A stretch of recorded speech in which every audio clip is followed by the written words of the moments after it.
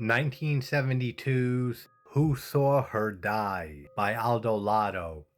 I just recently watched and reviewed his prior film, Short Night of Glass Dolls from 71. Now, this movie, it says Aldo Lado directed it. He has sole credit as director, but it also lists somebody else as assistant director or second unit director. So I don't know how much of the movie that other guy directed of this, and I only bring it up for a specific reason I'll get to in a minute. But we have George Lazenby, 007. He did the one movie, right, on Her Majesty's Secret Service, and then he got out. He was Bond for one movie. He stars in this, even though, like with a lot of Italian movies back then, he didn't do his dubbing for any of the versions. So even in the English dubbed version, you're not hearing George Lazenby's voice.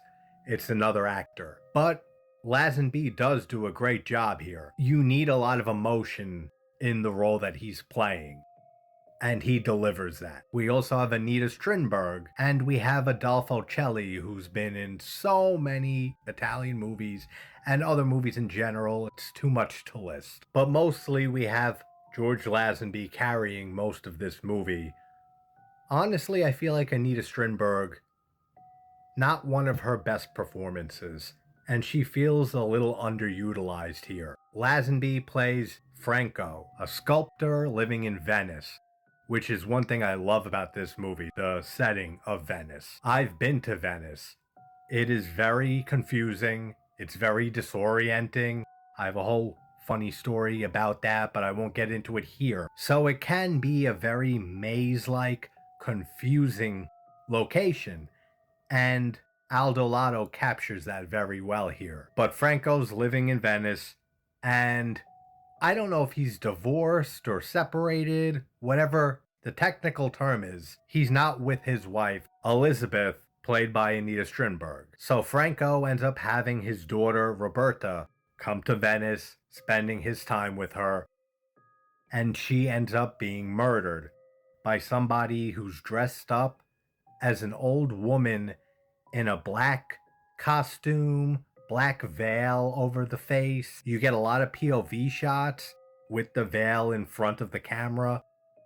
It's a very well shot movie. And the rest of the movie, you basically have Franco, and to a lesser degree, Elizabeth, trying to figure out what happened to Roberta, their daughter, and trying to figure out who the killer is as more murders start happening. The score by Ennio Morricone is very unique, and it's very effective. It's basically like the main music is basically a choir of girls singing a weird melody, and it fits very well with the movie.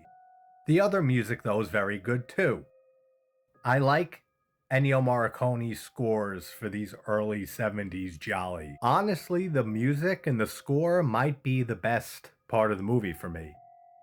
I feel like the first half of the movie is very well done. It's very well shot, it's very stylish, and it has this grim, depressing feeling throughout it because you have the death of a girl. So it has that emotional weight to it. But by the second half of the movie, I really feel like it slows down considerably.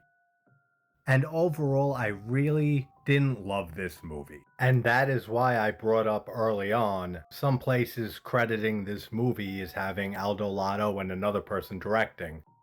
And I wonder how much that other person did direct. Because I wonder if that's why the movie kind of, takes a dive a bit in the second act for me. Oh damn, we're getting blasted with rain here, so apologies if you can hear the rain. I didn't think it was a bad movie. I think it's good. Just good.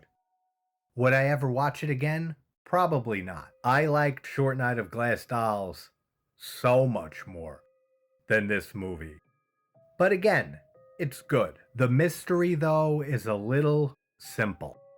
I was able to guess the killer maybe half hour into the movie, which never really is a good sign for the mystery part of a Giallo. And Roberta, I never knew for years, despite having watched Demons by Lamberto Bava and Deep Red being my favorite Giallo of all time from Argento. Nicoletta Elmi is the actress, the kid actress here who plays Roberta. I never noticed that it was her in both movies because it was 10 years apart. In Demons, she's an adult. She's in her 20s, I think. But in the early 70s here, she did a handful of Giallo films. She was in this.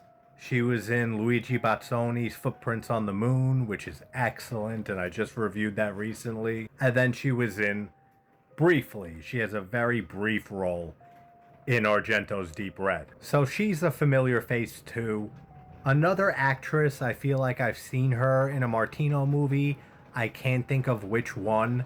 And Celli too, Adolfo Celli was also in a Bond movie, right? Like Lazenby? I don't know which Bond movie that was though. But overall, I like the setting of Venice.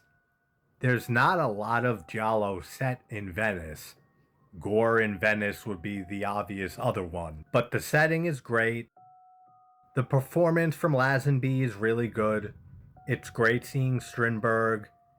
Everyone else does a decent to good job.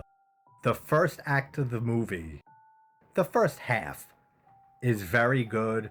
The mystery is built very well. But by the hour mark or so say like the first 2 acts of the movie, are pretty strong. I feel like it falls apart a bit in the last act.